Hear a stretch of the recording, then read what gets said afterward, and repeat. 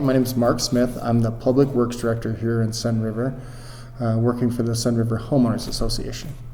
The project is basically sustain Sunriver, and then the first component of that is to rethink your drink.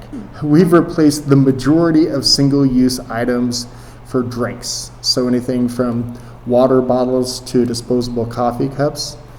So we tried to start tracking how many that we actually use in a year. And single-use items just tied to those things for Sunriver Owners Association was 25,000 in 1 year. So those are items that were used one time, they get thrown into the landfill, and some of those plastic items might be there for over 50 years.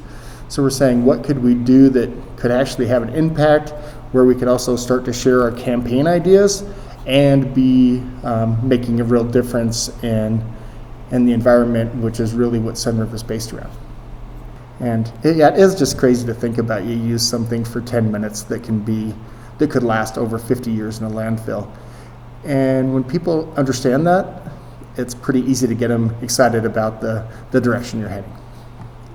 And one of our main goals was not to have it just for the Sunriver Owners Association, but to have it for the whole community.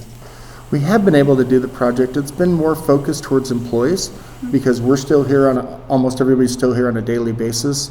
We're having a lot less of an impact with the visiting public just because they're not visiting.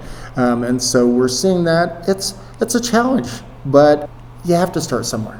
And us starting with this, it was an immediate success we had coming out of the gate. And it was something people were excited about. It's a really creative logo. It's a creative catchphrase that's associated with it. That's what we'll build in the future.